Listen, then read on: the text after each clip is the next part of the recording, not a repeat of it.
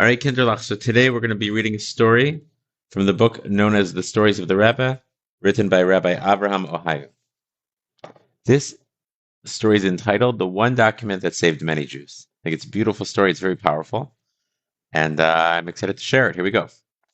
The Rebbe, the Lubavitcher Rebbe and his wife, Rebbetzin Chaim Moshka, were among the millions, and I said that right, millions of people uprooted from their homes during World War II.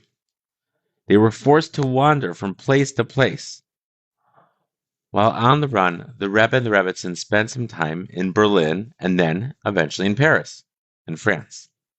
In 1940, the Rebbe and Rebbetzin boarded one of the last trains leaving Paris before the Germans' invasion of the city, an amazing rescue in and of itself. They arrived in a town called Vichy, France, which served then as a safe haven for Jewish refugees. But it wasn't completely a safe haven. You see, it was under Italian rule, even though it was in France. And Italy, too, hated the Jews, only a little bit less than the Nazis did. Additionally, Italy and Germany were allies, which further put the Jews living in Italian-ruled lands, such as this, in an insecure, unsafe position. So if you were living there as a Jew, you were not safe. Maybe a little bit more safe than you had been in Paris at the time when the Germans invaded. But this was not considered a safe place either. Now, if all this wasn't enough, the innkeepers would not even allow these Jewish refugees to stay with them in the inns unless they were able to prove that they had at least $100 on them, which is a huge sum of money in those days, especially for the Jews who had escaped from their homes with nothing more than the clothing on their backs. How could they possibly get the innkeeper to agree for them to stay? The innkeepers wanted to make sure that the Jews would be paying them for staying in their inns. Otherwise, they had no desire whatsoever to help out the Jews. Due to this cruel rule, many Jews were forced to spend their nights outside in the freezing cold. Imagine, you had left your house, you had left your family, you're fleeing for your life, and now you're sleeping in the freezing cold together with all the street gangs and wild dogs that were there. When the Rebbe arrived and learned about the situation, his tremendous Ahavas Yisrael did not allow him to rest until he thought of a solution for this terrible problem. The Rebbe happened to have a $100 bill. It was in his pocket. As soon as night fell, the Rebbe would take the money and go out to the streets in search of Jewish refugees.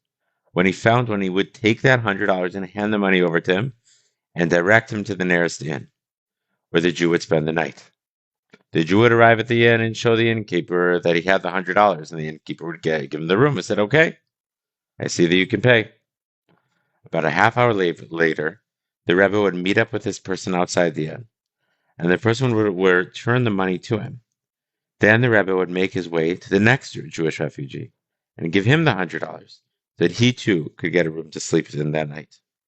The Rebbe would be busy with this for hours each night, and in this way, he was able to get rooms for many Jews to sleep in, all with the help of one solitary $100 bill.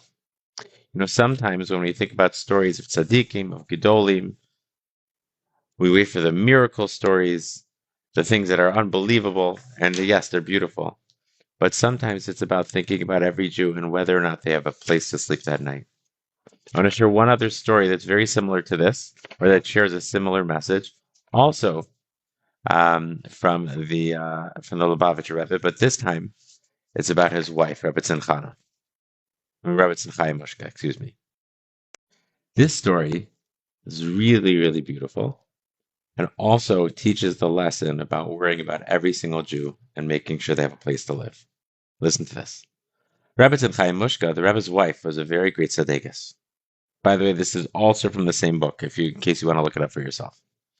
Once, one of the Rebbe's Hasidim was given the Rebbetzin a ride to the store.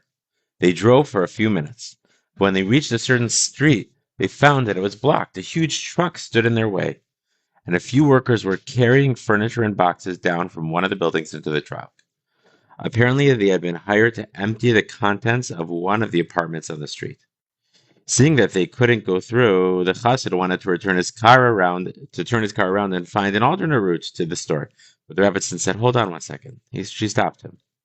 I have learned from my father, and in truth, this is a teaching that goes all the way back to the Baal Shem Tov, that a Jew does not see or hear anything without reason. If you encounter a truck blocking our way, there must be a good reason for it, and I want to find out what it is. And so saying, the Rebbetzin got out of the car. It didn't take long for her to discover exactly what was happening at the scene. The furniture and boxes belonged to a family of Russian immigrants that had fallen into hard times. With hardly any money to their names, they hadn't been able to pay their rent for months. Their debt had grown and grown until one day the landlord decided that it was enough, and he was going to evict them from their home. He had gotten the truck and the workers, and they were now emptying the Russian family's apartment. The Rebbetzin caught a glimpse of the family huddled together in one of the rooms of the apartment. Their faces were pale. They looked frightened, humiliated. Tears sprang from the Rebetzin's eyes. She asked to speak with the landlord, and when he approached her, she said, I will pay off the entire debt. I'm going to pay it for your tenants. Please don't throw this poor family out of their apartment. To prove that she was serious, she immediately took out her checkbook and wrote a check for $4,000. Now, this isn't $4,000 today. Imagine writing $4,000 out at that time. I don't know exactly how much it could be. It could have been the equivalent of $15,000, maybe more. It was a very, very large sum. Then she turned to the workers.